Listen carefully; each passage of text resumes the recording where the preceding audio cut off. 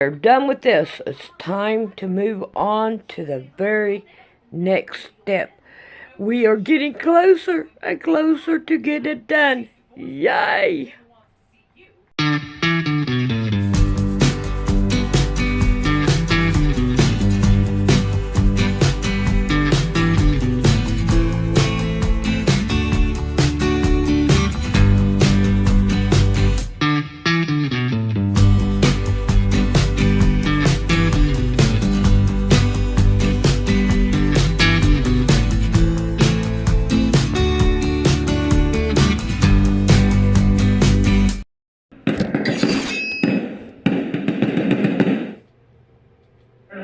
I, John Fitzgerald Kennedy, do solemnly swear that you will faithfully execute the office of President of the United States that I will faithfully execute the office of President of the United States and will, to the best of your ability, and will, to the best of my ability, preserve, protect, and defend the Constitution of the United States. preserve, protect, and defend the Constitution of the United States. So help you God.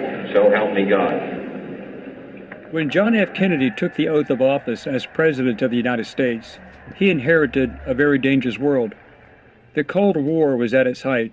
Cuba had turned communist under Fidel Castro, and the Soviet Union was increasing its presence just under 90 miles off the coast of Florida. The failure of the CIA-backed invasion reduced the image of American power in its own hemisphere, created a communist hero out of Fidel Castro, and emboldened the Soviet Union to make even greater gains into the Caribbean, especially in Cuba, challenging American power, which led to the Cuban Missile Crisis. What was the Bay of Pigs? Why were American military forces not involved despite it being planned by the U.S. and the CIA? What were the objectives, and were they reasonable? What was the long-term fallout of that effort? Hello, I'm Colin Heaton, a veteran of the United States Army and Marine Corps, former history professor, book author, and welcome to this episode of Forgotten History. Within 6 months of Castro's overthrow of Fulgencio Batista's dictatorship in Cuba in January 1959, diplomatic relations between Castro's communist government and the United States began to deteriorate. President Kennedy had inherited the plan set in place by his predecessor, Dwight D. Eisenhower, who had been training the Cuban exiles while preparing for an invasion of Cuba to remove Castro. The ultimate objective was to overthrow Castro and the establishment of a non-communist government friendly to the United States. In April 1960, several CIA officers traveled to Miami, Florida. They were searching for members of the Frente Revolucionario Democrático, or FRD, an active group of Cuban exiles who had fled Cuba when Castro took over. These revolutionaries were the ideal individuals to lead an uprising in Cuba, and the CIA, operating with a $13 million budget, recruited 1,400 of them to form Brigade 2506. They were transported to Ucepa Island, a private island off the coast of Florida that was secretly leased by the CIA. Once there, they received training in weapons, infantry tactics, land navigation, amphibious assault tactics, team guerrilla operations, and parachuting. Their instructors were from the Army Special Forces, Air Force, Air National Guard, and the CIA. 39 of the recruits were pilots who had flown in Cuba's military or as commercial pilots. Under Eisenhower, the CIA set up training camps for the pilots in Guatemala, and by November, the operation had trained a small army for an assault, landing, and guerrilla warfare. Despite the best efforts of the government to keep the invasion plans covert, it became common knowledge among Cuban exiles in Miami. Through Cuban and Soviet intelligence, Castro learned of the guerrilla training camps in Guatemala as early as October 1960, and the world press reported widely on the events as they unfolded. As a result of this disclosure, the original amphibious landing site at Trinidad, chosen due to the terrain and the anti-Castro population that would be expected to lend support, was changed to the Bay of Pigs. According to U.S. Army General Matthew Ridgway, whom I interviewed several times in the 1980s, stated, Kennedy was not all that impressed with the Eisenhower plan. He had been told by most of us that Castro was not really a threat to the United States, and he agreed. But when the Russians became involved and brought their military hardware, that was the deciding factor in his mind that something had to be done. Kennedy was also advised by CIA Director Allen Dulles that the entire mission could be done without any direct U.S. military involvement, thereby creating plausible deniability and deflecting responsibility. Kennedy began to suspect that the plan the CIA had promised more than it could deliver, as it was being sold as both being clandestine and successful. In fact, Kennedy believed that it would be too large to be clandestine and too small to be successful. The disaster had been set in motion. To explain how and why this mission failed, we will hear from those involved firsthand. The Bay of Pigs, or the Bahia de Cochinos, or Playa Girón, is a stretch of coastline on the southwestern coast of Cuba. This was chosen at the last minute and was 100 miles further west from Trinidad, the original landing site. The force was nearly 1,500 Cuban exiles opposed to Fidel Castro. To make matters worse, the Soviets had begun placing their long-range missiles in Cuba, able to strike most targets in the United States. The invasion was launched on April 17, 1961. The original plan called for 3 airstrikes against Cuban bases, followed up by a final bombing to take out any remaining aircraft. A 1,400-man invasion force would disembark under cover of darkness and launch a surprise attack by sea. Paratroopers dropped in advance of the invasion would disrupt transportation and repel Cuban forces. Simultaneously, a smaller force would land on the coast of Cuba to create confusion. One of the great problems was the fact that the force in total, especially the paratroopers, would be 80 miles away from the sanctuary of the Escambray Mountains, where, if anything went wrong, they would be able to hold out until reinforced and maintain an aerial resupply of ammunition.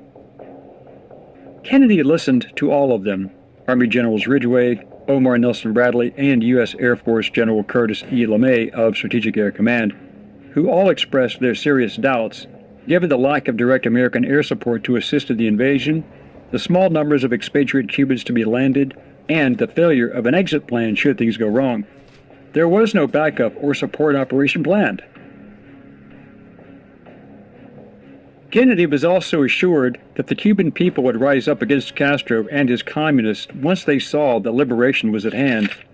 According to Ridgway, that one factor, pressed by Dulles and McNamara, was what made him agree to the mission. According to Curtis E. LeMay, whom I interviewed in 1986 and was directly involved as one of the strategic planners, he stated, "Getting back to Cuba, our U-2 flights had proven the Russians had their latest missiles in Cuba. SS-5s could fly 2,000 miles, and Cuba was 90 miles south of Florida.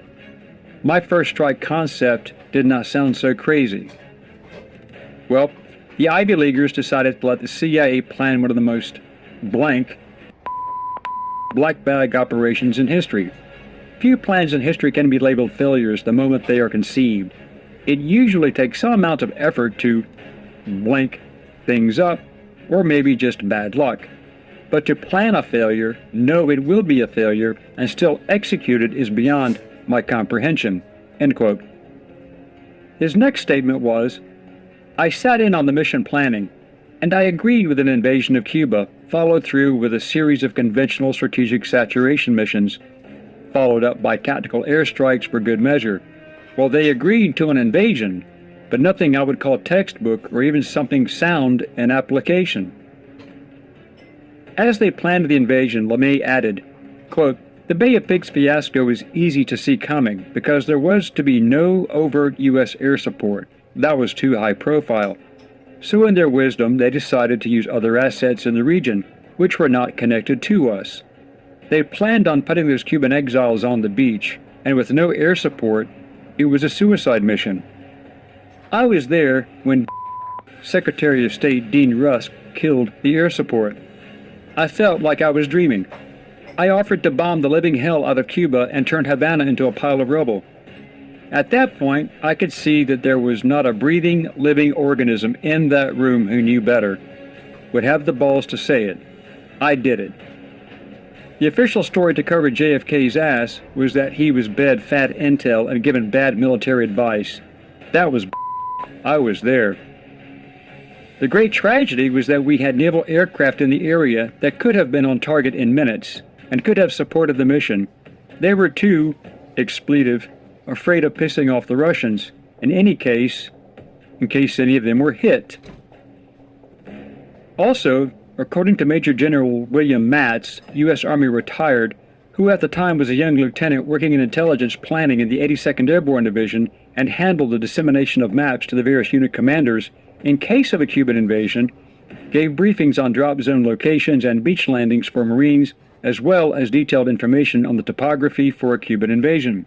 Matz stated, quote, "I remember special instructions were given for the treatment of Soviet personnel should they be taken prisoners. They were to be carefully handled and taken into protective custody." The CIA met with U.S. Air Force Brigadier General Reed Doster of the 117th Tactical Reconnaissance Wing of the Alabama Air National Guard, as his unit was the last to fly that particular aircraft before they were decommissioned in 1957. Doster agreed to recruit 80 volunteers to be advisors to the Cubans, who were joined by 50 others to fly some transport missions and maintain the airplanes. Their primary bombers would be the twin-engine B-26 Invaders. They would wear civilian clothing and carry IDs with fake names. Strict secrecy was to be applied, and their participants could not even tell their families what they were doing. The plan was doomed from the start. The 6 American World War II-era Martin B-26 Invader twin-engine bombers had been painted to resemble old Cuban aircraft flown by Cuban crews, and they hit Cuban airfields on April 15, 1961, prior to the beach landings. They struck 2 airfields, 3 military bases, and Antonio Maceo Airport in an attempt to destroy the Cuban Air Force. However, Castro had previous warnings about the raid, and he moved most of his aircraft from the target areas. When news broke of the bombers being a false flag operation, Kennedy abandoned the last airstrike. The battle damage assessments of the airstrikes varied, but it was believed that 80% of Castro's combat aircraft were disabled. It was assumed that Castro had as many as 36 combat aircraft, so they estimated that 6 were left functioning, available at his disposal. In fact, Castro still had 2 B-26s, 2 Sea Furies, and 3 T-33s. The returning B-26 had been shot up by ground fire, and he had landed in Miami, claiming over the radio that he had defected and was shot up and had bombed his own airfield, and that others were following him. This was the cover story. Predicting the invasion, Castro had rounded up thousands of people he believed to be counter-revolutionaries and locked them into buildings, such as schools, military bases, movie theaters, and other locations. Castro knew that his relatively small 32,000-man army would be hard-pressed to fight an invasion as well as a disaffected population. This was what the CIA counted on. CIA Deputy Director General Charles P. Cable arrived only hours before the invasion as Dulles was out of town. After his meeting with Kennedy, the additional airstrikes and air support were canceled. Castro complained to the United Nations, blaming the United States, and American UN Ambassador Adlai Stevenson defended the Kennedy administration. He held up photographs of the bombers stating that they were indeed Cuban. But the CIA planners did not know or paid little attention to the fact that the Brigade B-26Bs had a solid nose that looked nothing like the transparent nose on the Castro B-26Cs. But the truth came out as the modifications to the bombers were proven to have been American in origin. The next day, Kennedy canceled further airstrikes against Cuba. An undetected Cuban radio relay station had relayed in real time the invasion as it was happening. The 100 expatriate paratroopers landed too far away from their intended drop zones as to be effective in linking up with the beach landing force. One group reached their target, but most lost to their equipment, and 2 other men were injured when their static lines broke. Some of the equipment that was airdropped sank in the swamps. Several of the paratroopers did hit their targets and were able to hold their positions and block roads for 2 days. The brigade pilots providing air cover successfully destroyed tanks and other armored vehicles and halted an advancement of Cuban militia. The coral reef sank an unknown number of the landing craft, most of which were flying Panamanian flags, drowning some of the men, and those who could swim had to abandon their equipment and weapons, and those who could retain their weapons had to wade through waist-deep water. Some landing craft, blocked by the coral, stopped 75 yards out, and the invasion force struggled through the waist-deep water, carrying their heavy equipment to get ashore. Castro's airplanes came at dawn, attacking the landing force and sinking 3 of the brigade ships, destroying communications equipment, ammunition, and supplies. Green Beach, their primary landing point, was abandoned. At mid-morning, the Castro militia counterattacked in waves. The White House belatedly authorized B-26 close air support strikes for the ground force on the beachhead, but half of them were shot down by the T-33s and Sea Furies.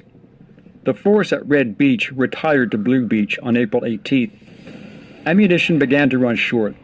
Castro's remaining troops reached the landing area and pinned the invaders down with direct and indirect fire.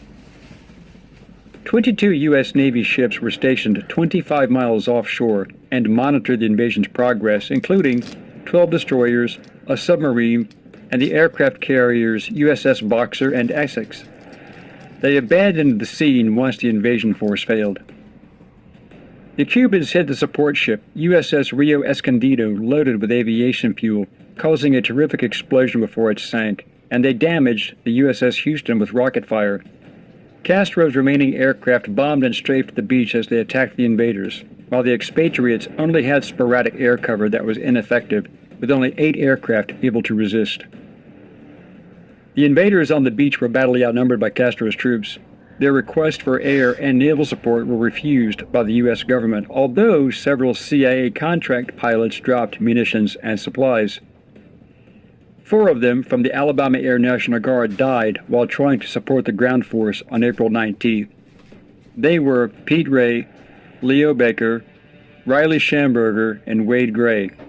Captain Thomas W. Ray, flying with Leo Baker as his observer, was hit by T-33 in ground fire near a Cuban command center northwest of the beach. They survived the crash, but were killed in a shootout on the ground. Lieutenant Colonel Joe Shannon outmaneuvered a T-33, but Major Riley Schamberger, flying on his wing, could not. Schamberger and his observer, Wade Gray, were shot down as they approached the target area and went down into the sea. The CIA and the Cuban Exile Brigade believed that President Kennedy would eventually allow the American military to support the operation in Cuba on their behalf. Meanwhile, the paratroopers had managed to secure key roads. Without air and naval support, some beach landing survivors surrendered after less than 24 hours of fighting, but others held out. On the afternoon of April 20th, with only a sliver of the beachhead remaining, the remaining members of the landing force surrendered. 114 were killed and over 1,000 were eventually taken prisoner and placed in Cuban jails. Due to the nature of the operation, an attorney arrived in Birmingham, Alabama, and informed some of the families as to what had happened, or at least the official story. They were told their husbands and sons died on a C-46 transport that crashed off Cuba.